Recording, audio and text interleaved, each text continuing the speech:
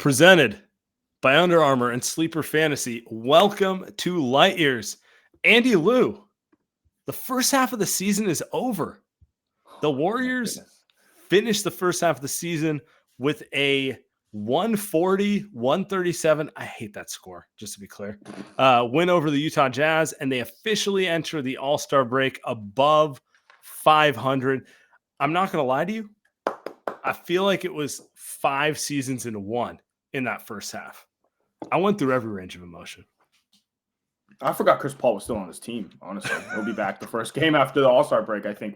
So, yeah, right? They had that first part of the season. Then they went on the bad losing streak. Then he got hurt, right? Then Draymond was out. Then now we got tonight. The lead of the show tonight is that Klay is going to come off the bench for the foreseeable future, and that's another season. That's the 5th season. I don't know.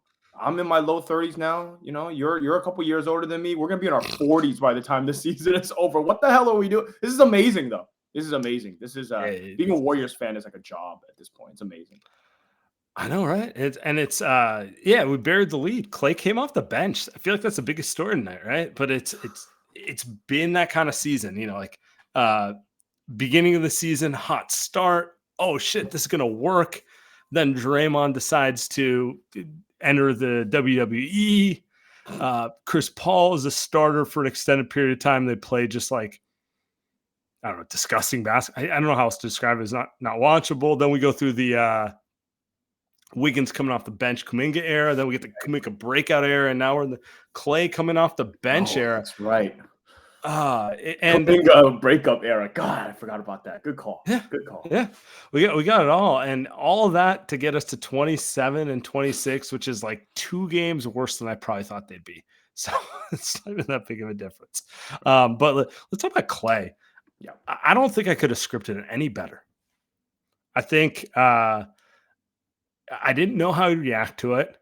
He had his best game in God knows how long, coming off of the bench. And more importantly than that, did you see the way he reacted at like the halftime interview and the post-game interview? Like, there's this idea that Klay's stubborn and prideful and all that sort of stuff. And I don't know, watching the way he reacted to it and embraced it, and obviously he's prideful, but just like being positive about it, like, it made me happy. This version of Klay Thompson right now, who seems pretty happy right now. I don't know what's the percentage of copium right now is Klay is having, but this is why you pay Steve Kerr however much money you need to pay Steve Kerr. I think that's how I feel, because there is no other coach that probably gets him there, because there's such a strong sense of belief. You're not paying Steve Kerr to get the rotations right, because you don't get that right. You know what I'm saying? That's not what you pay Steve Kerr for. But but what means more to this team, right? In all seriousness, what means more to this team is Klay Thompson bought in. Is him being happy and coming off the bench, and 35 points tonight. He's making threes that I haven't seen since last year. That was really cool. I think if you're a true Warriors fan, that's what we in live 27 for. minutes, by the way. 27 minutes. Man, he only played 27 minutes. It's incredible. Wow. And I don't know, like, yeah, it's only 2 to 3 minutes different, but like sometimes just getting it in a different flow might mean everything to him. I'm going to play the little Klay sound from post game. About your performance is when you made plays and when you scored. You had a big, strong finish to then the first quarter to get the team back within the possession. And then in the third quarter, you had 18 points to help extend the lead, enough to where you guys were able to hold off there like that. Yeah. Well, what was kind of your approach, your mental approach in those clutch moments throughout the game? Well, in the clutch moments, I did miss a couple of really easy looks. Such is life. But throughout the game, when I'm running with that second unit, I realize, I might be more of a focal point through the offense. So that's a fun role to play. And I just wanted to take it upon myself to prove to coach that I was going to respond like the champ I am. And I thought I did that well tonight. And I learned some things tonight that I'm going to carry with myself throughout the whole season.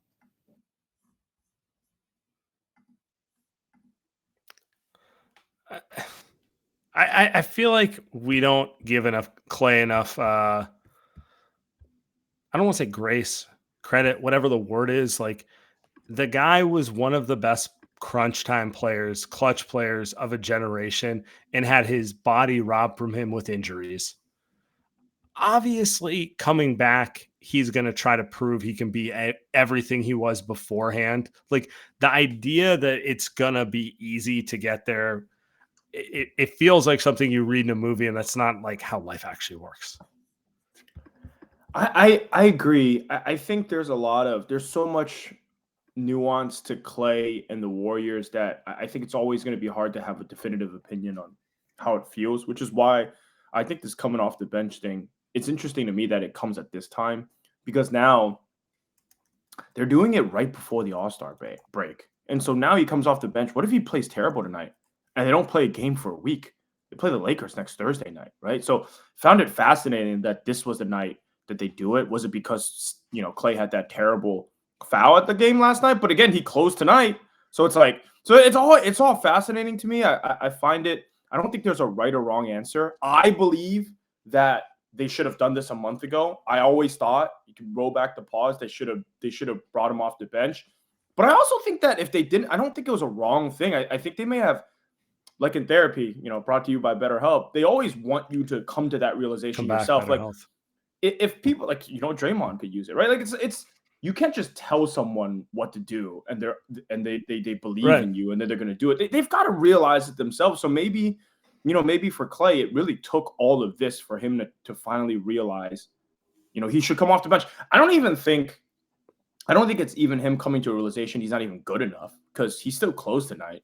He's still going to close what do you think? Like 60% of the games probably moving forward, maybe even more than that, right? Yeah. So it's like, I think they have other question marks. Maybe we'll get into that later. They have other question marks. To me, it's not Klay in that closing lineup, but this him believing this and being all in on this is probably one of the, you could call it one of the biggest pivot points of his career. Of this career, probably. It just feels like it's something you don't have to think about anymore. Like if you want to, like the politics are gone. Like, okay, all right, we're gonna start. We're gonna take Wiggins off the bench. Okay, that's fine. We're gonna go Klay off the bench. Okay, that's fine. There's no one who it's weird to say you're coming off the bench anymore, and that was like the final piece of the puzzle. There's one other piece of audio I want to play for everyone here, real quick. He came off the bench. So found out this morning. Me and Steve had a good talk about it. And, you could do two things. You can pout or you can go out there and respond. And I thought I did the latter very well tonight. Especially no turnovers and missed a few box outs. But more importantly, I realized I'm going to play a ton of minutes. So you just got to let the ego go when you think of coming off the bench and all that. So, I thought about Manu Ginobili. That guy has 4 rings and gold medal, and he came off the bench his whole career. And I don't think anyone looks down on his Hall of Fame candidacy. He's one of the greats. And that's straight from Steve. I embraced it before tip. And, I deserved it, really. I didn't respond to the not playing at the end of the game well last night. I kind of took it out on the assistant coaches, and I apologized to those guys before the game. And I think that really let my guard down and let me just be myself out there. Did you feel free out there when you were playing? Yeah, absolutely. Because the moment you worry about what people say or what headlines will be written about being benched or the streak being broken is when you go out there and you don't play with that love, that compassion for your teammates, and that freedom that has gotten me to this point. So I realized that I didn't want to go There's a lot here. Break on a sour note and have my best game of the season. There's a lot. I probably should have just opened with that one. Yeah, there's a lot. I think one is, and people have noted this a lot, is he's amazingly self-aware about this. I think you don't see this from anyone. I also think that he's fluid on this stuff because, he had that quote at the ringer saying, kind of he's open, taking a step back. And then last night he's chewing out the assistant coaches because he didn't close and he played a terrible game. Like those things are happening at the same time. He's not just saying, okay, I'm happy coming off the bench. I'm always going to be happy coming off the bench. Like that's just not who humans are, right? He's telling us in real time that some days I'm happy with this and some days I'm not. And I think people are me included. I think people are like, okay, he said he's happy taking a step back. We shouldn't worry about it. Like that's just not true. He says one thing. Some days it's not going to be. Some days he's having it real rough. Last night, 1 for 9, right? And then tonight, all of a sudden he comes off the bench and he's happy about it, but he might not be happy about it against the Lakers again. And these things just keep changing and moving. And we have this I feel like we have this behind the scenes. It's like we're watching a documentary unfold in real time. Thanks to him. Thanks to his honesty. thanks to Klay. I mean, he's just super honest about it. That's pretty cool. You're 100% right, because him wanting to do the right thing and him dealing with the human emotions of how you actually feel letting go are not the same thing. I think he's a good teammate. I have no reason to not believe he's a great teammate and someone who will accept this over time. That also doesn't mean he's not a human who, like, you're asking one of the most important players in franchise history and a person who, like, I don't think we talk about how much Klay defines his identity about being like a founding father of the Warriors dynasty. And like, it's me, it's Steph, it's Draymond, we're equals, like that sort of thing. Like you're asking him to look at dudes he thinks he's on the same level as and be like, yeah, I'm the one who fell apart first, and it's like, and the worst part of it is it has nothing to do with him. It has everything to do with injuries, like if I asked you 5 years ago, who's going to be better in 5 years, Klay or Draymond? Not only would you and I have said Klay, I think the whole world would have said Klay. Like, come on, man. The shooter's going to age better than the 6'6" center, right? But you never know what happens with injuries. And so that's where we're at. And like, I think he's handling it honestly better than I thought he would. If I really want to take a step back about it, and like, it's cool to see. The stuff you said earlier, want to go back on kind of you changed the vibes of the team doing this too. I think it's less political. It's less about, all right, we're kind of worried about Klay tonight. If he doesn't close, he's going to be pissed. Everybody's walking on eggshells. Pods is playing pretty well, but he's not going to get the close. I mean, look at Moses Moody. Steve had to come out and apologize because Steve couldn't. Part of it's like apologize tonight too. By the way, yeah, we'll get to it. But it's like you can't close with Moody because Klay is going to chew you out, or he's going to be Moody, and no pun intended. And I think those things maybe are less important now for this team that's really trying to win at this point, because they really saw themselves 5 games under 500. I mean, it just took till then for them to realize, like, hey, man, if you're not playing well, you're just not going to play, regardless of how great you've been for this franchise. And I mean, he's still got so much in the tank left. Jeez, it's unreal how great he looked tonight. That's the real stuff. Is like he was shooting threes off the bounce with his legs flipping sideways. Unbelievable what he was doing out there tonight. So he's still got juice. I like that this move maybe means that this team has less bullshit around them. Just less bullshit around them, especially when it comes to the last 10 minutes of games. Yeah. Yeah. And, we're here. We're entering the second half of the season, end of it. Like, I don't even know how much I want to talk about the Utah game, if I'm going to be honest with you. Like, there were positive signs there. They played with pace. They moved the ball better. And then there was all the same negative signs we saw in the Clippers game, inability to close, over helping. The only difference is Utah's not as good as the Clippers, right? Like, was there any difference with the way they played down the stretch other than Sexton missed shots that Norm Powell hit and John Collins gets a rebound and throws it out of bounds, whereas like Zubac and Paul George don't do that, right? I don't even know what the fix is for this right now, because whatever we say theoretically is the fix, I'm sure they've thought about it already. I don't know what you're supposed to do for a team that has consistently lost games like this throughout the season. They go up by 20 points in the fourth quarter, and every single Warriors fan knew what was going to happen. They threw out a piss poor lineup. Why am I watching Saric again at all? And then you watch him with Quinones. They blow the lead in 2.5 minutes. The lead goes from 20 to 10, 2.5 minutes, and you already know we're in for a slugfest the next 10 minutes, right? So Sam, we've watched this so many times. What can you even do? What can you even do? And I guess like with the closing lineup, it's like Wiggins needs to box out better. Klay needs to box out better. Kuminga needs to box out better. And it's the same story over and over again. And it's hard not to walk away from it being like, I don't know, maybe they just need one of those guys to be traded for a better player. Like I hate to like be the bearer of bad news, but like you can keep building around it as much as you want. Maybe the talent gap is just maybe they're just hitting their ceiling with this roster, and that ceiling is like a mid-tier playoff team at best.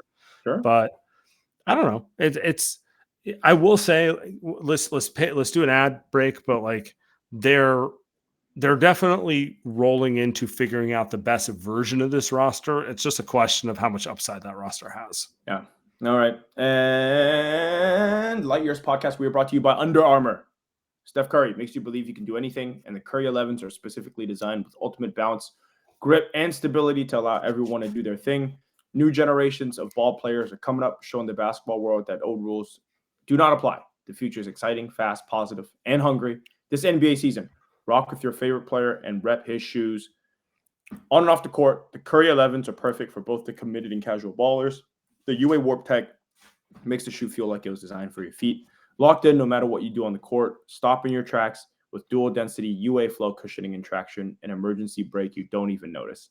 Steph's 11th signature shoe steps into the second decade of his sneaker career, pulling colorway inspiration from the wonders of a positive and modernized future. On and off the court, take these kicks with you when you leave the scrimmage and rep UA wherever you go. Do your thing, change the game. Future Curry, the Curry 11 is available now at currybrand.com. Nice. All right. So, that aside, wrong screen share. The Warriors are now 9-4 since they've returned from the absence related to Decky's death. And, it's kind of tasteless to mention that as the changing point, but they did have a 10-day break. And I do think we all say they've been a new team since then. I have the stats up here. They're 8-4. They're obviously 9-4 since last night. I don't think anything changes since then. They've been a top 5 offense, top 5 defense, top 5 net rating in that period of time. 9-4 is a good record. They've also lost 4 games in which they led down the stretch, 3 of which by 1 point, and the 4th being that Clippers game, which was 2 nights ago, which, we're joint potting this now, which might have been the most frustrating loss of the bunch. I guess my question for you is like, what do you read of this spell? Like, clearly they're better, but what do you read of it? I think you're a lot higher than on them than I am. I think that's the first thing. The second thing is I think they have to figure out how to close with Kuminga and Wiggins. They just have to. There is no way for this team to consistently win close games if they cannot close with those two guys. And my reasoning is you do not have enough great defensive players on this team right now. You cannot close with Steph and Pods if you really want to make a stop on defense. I love him. I think he should be playing 25 minutes a game. But if you really, really want to be against the great teams, you have to figure out a way with those two guys. And I think they are happy, like tonight, to not close with Kuminga. And then you will tell me that Kuminga didn't box out. He turned the ball over. Yeah, he did. Wasn't great. But they need to find a way to get him in there. To me, that's they got close to that. That's what this stretch is, right? They're 9-4. They closed with that a bunch. They started with that a bunch. They figured some stuff out there. But my fear, Samuel, is that they start to move towards like we saw tonight, All right, now we got to get Pods in there. Oh, Chris Paul's back. Now we need his leadership Right. and defense. Now it's like, what are we doing? So Lester at power forward, right? exactly. And that scares me. That really, I think tonight you can chalk up a little bit to fatigue. Honestly, I think you can chalk up a little bit of tonight to fatigue. Gone in at 3 a.m. altitude, back to back, old. Like I'll give them this one that they blew a 20 point lead at the end. I'll give them that. But yeah, like last night, it's just you can't make a single stop. This is James Harden. This is not prime James Harden. You got to be better. I mean, I'm watching. Who's a lefty? Amir Coffey. Who's Amir Coffey? What is going on there, right? You got to be better against. And so I don't know. Comments at the Warriors Twitter loves TJD. They want him in the closing lineup. I don't know. Do you? Can you close with TJD? It seems kind of crazy, but they got to find a way. So I don't even know if that answers your damn question. To me, it's just like those two guys look much better.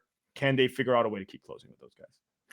I think they're asking a lot of their wings with Kuminga and Wiggins, and maybe it's unfair to Kuminga, probably less unfair to Wiggins given his age and salary. I knew you'd throw that in there.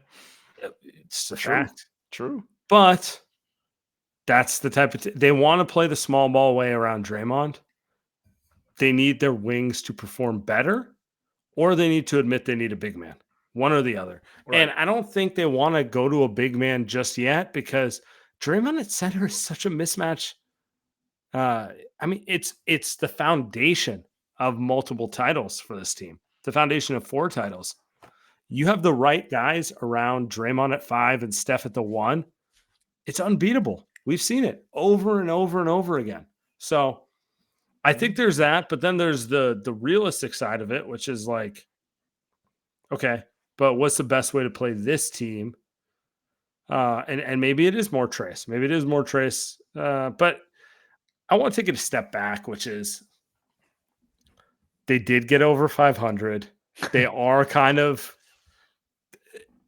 they were on the verge of throwing the entire season away, right? Yep. They still have work to do, but how do you feel about this team's opportunity to get out of the play-in?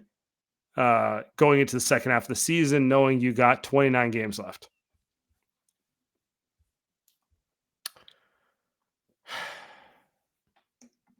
$29 -0. They don't need that. I think I was messing with you.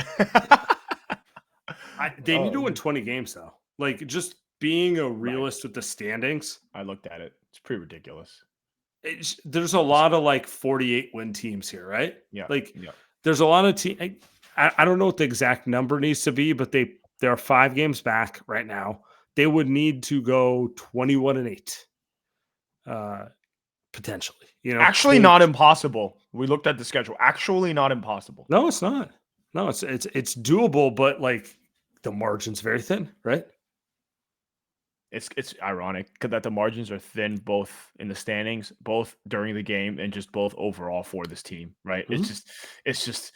I mean, they'll come out the All-Star break, they'll play the Lakers, and it'll be another crunch time game that they'll have to play at home. I think they made a breakthrough in that they consistently are going to be better than what they were earlier this season, right? I think we were frustrated with a lot of like. It didn't ever felt like they played Warriors basketball. I think there are large stretches right now where they play true Warriors basketball. Tonight, didn't they play 36 minutes of straight Warriors basketball? It's amazing to watch. And then it's 12 minutes of recent Warriors basketball. Certainly that's what that was. But I think the floor is a lot higher. I guess is what I'm trying to say. The floor is a lot higher. Where are you with my guys' pods? Where are you with my guys' pods? Ooh. Because I feel like if you Speaking of high floors, if you want to be negative, well, negative is not even the right word, but like, all right, so they didn't make a big move at the deadline. They're probably not a true contender this year, but they do have something cooking. And a lot of that has to do with getting guys like Pods and Kuminga taking the next step and then hopefully having a good offseason to build upon it. Like maybe this isn't the year you make a deep run. Maybe this is the year you set standards, you get a bunch of players, and you make that one big move, and next thing you know, you're back, right? It could be LeBron, that sort of thing, right? What do you think of someone like Pods? Because he's been, to me, he's been like the revelation for most of the year for them. By far. I mean, he was incredible last night. He was really good tonight. I kind of don't understand how you're that mistake free as a rookie. I kind of don't get that because he almost plays like CP3, except he doesn't move in slow motion and he can shoot the ball super fast.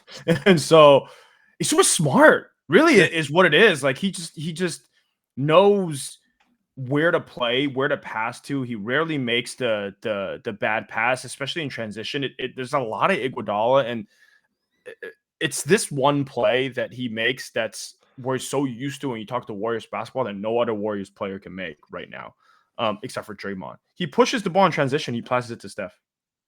Sometimes it's that simple. He's the only guy on this team that does that, except for Draymond. Wiggins has no idea how to dribble or pass. So he never brings the ball up very rarely, unless it's just dribble up and start offense. Klay, I mean, he's not passing the ball. Kuminga, I mean, like, did you see that pass today in crunch time? He tries, but let's just stick to going to the rim, right? But when you have Pods, he gets the ball in transition. He's the only guy. He knows exactly where Steph is. He gets Steph those helter-skelter threes. Steph, and you know how great Steph is for that. And it's a high-level vet play. You normally don't see that from a rookie that is trying to... Who's 20. Trying to get their own shots. He's like a true point guard, but also he looks to score a lot. Like he shot 12 times tonight. He's not a I'm going to shoot 6 times and try to get people involved. Like that's not who he is either, though. I'm calling my shot. He's going to be an all-star. Next year. That's insane. I'm like fully aware of all the physical limitations. Like he's kind of slow. He definitely doesn't get vertical. Like he doesn't look the part in many different ways, but I can't get over the fact that he's a 20-year-old rookie from a mid-major who is the smartest player on this team, not named Draymond Green or Steph Curry. He can shoot the ball. He has touch and just the feel stuff. Like he's a better rebounder than Kuminga or Wiggins. Great feel, elite feel. I'm going to bet he's going to figure out how to adapt that because like he's not getting more athletic, but he can't get stronger and he's only going to keep getting better in terms of feeling stuff out. Like I just can't really think of a rookie who's this smart who like peaked as a rookie. You know what I'm saying? Oh man, you got me thinking. I mean, there's you probably can't think of anyone. The only thing I think is, and this is nitpicky as hell, is that at some point, are they going to be able to close with Pods and Steph? Like, let's say 2 years from now, like where Pods is like really awesome, like really, really great. And he's 23 and he's going to be you can tell he's going to be a superstar. And then you've got Steph who's, going to be 38. And it's like, can you close those two guys and win games on defense? But maybe it won't matter because Pods is going to be, dude, the thing is, you mentioned this in the offseason. How good is Pods going to be coming back next offseason? After next offseason, like he is going to be. I mean, the threes he's shooting at 38%. He's probably going to shoot that on volume next year. He's probably going to figure out how to draw fouls. He's probably going to get even stronger. 10 pounds of muscle. He's going to be better defensively. He's already a great elite field guy off ball. So, I was wrong on him. I love touting when I'm right. I love it. But you gotta admit, man, like I didn't really see it coming in because he just doesn't look like a guy. But he's a guy. In a redraft, where does he go? In a redraft. Top 5. Top 5. I mean, top three? Okay, Wemby? so Wemby 100%, Brandon Miller 100%. Yeah. I think it's a free-for-all after that. Yeah. Okay. I really do. Like you could tell me Jaquez, you could say Scoot, you could say one of the Thompson twins. Yeah. But like it's a complete free-for-all after that. Like I'll take the 2 really tall guys with that much skill over everyone, but like that's it. God, that's ridiculous. That's amazing. I mean, Jaquez has been struggling. So I mean, Pods, the production too. It's not just we're not just saying this shit because he looks good. The production is off the charts. It's 13 and 8 and 8 every game. And this dude is like he calls himself mini Draymond, but it's like no, Pods, you shoot 38% from 3. I wouldn't say you're mini Draymond. I would not say you're mini, but you know. Hey, Draymond's a 40% guy now. That's my favorite part of Draymond this year. He's playing out of his out of his mind, both in good and bad ways. Did you see the he was making some finger? What was the guy? I love it. Yeah, I love it. That's right. All right. He's locked in. Points tonight. That's my guy. 23. Wow. Let's end it here. All-Star Weekend. Who you got, Steph or Sabrina? Ooh. So let me lay it out for you. I got the rules Ooh. officially. They're Okay. shooting from the men's three-point line. Both of them? But she will shoot with the W ball and he'll shoot with the men's ball. So Oh, that's not fair. Wait, how far is the women's NBA line in front of the NBA line? about a foot. Let me double check it. Oh, I'll give you. Steph's gonna crush her. I mean, that's not fair. They should have her shoot from her normal line. I'm sure. Well, I mean, they should. It's okay. Sorry, 22 feet and 2 inches as opposed to 23.9. So wow, it's a and foot the and a corner, half. and then the corner's the same. So yeah, Steph is gonna. This is gonna be a blowout. But yeah, Wow. that's tough. That's almost Wow. 2 feet. I don't know her too well. So you know the people that watch the WNBA, please feel free to correct me. But I feel like anytime you got to shoot 2 feet behind your original line, that's against the greatest shooter of all time. I can't. What are the odds? It's got to be Steph like 200. Single shot. It's just one time. Like if they played like 18 holes, like I go with Steph because but metaphorically. But I think it's actually really going to be really fun because one, she put on a show last All-Star where she broke his record, so she can get as hot as anyone shooting the ball. And two, shout out Steph for doing it because I don't know that there's upside for him. There's only downside. If he wins, everyone's gonna be like, duh. If he loses, people are gonna troll him. But he's still game to do it, right? He's so secure though, because it's like if people troll him, so what? Like whatever, dude. Who cares? Right? Stuff's like what y'all know who I am, right? But like, think of some other players who might not do that. I know. Every other player, and especially, I mean, you're saying LeBron. I agree, but really, any player, any great NBA player could do a dunk contest. Dunk contest has been a joke my whole life, except for Levine and Gordon. It's been a joke, and Steph isn't this 3-point shootout going to be the most watched thing over the weekend by far? Oh, you're not watching the skills competition? Exactly. You're not watching. I don't even know who's in it. I don't even care who's in the dunk contest. Nobody cares. Like this is the show, and the comments are throwing Caitlin Clark out there. Caitlin Clark is, I mean, holy shit. Yeah, maybe we should do that. Maybe it should be Caitlin Clark versus Sabrina. Like that would be. Yeah, no, they're Clark's not from the Bay though. So I didn't know Sabrina. I don't know how to pronounce the last name. So Sabrina is from Walnut Creek. I thought that was pretty cool. Wow. I did not know that. Disrespectful.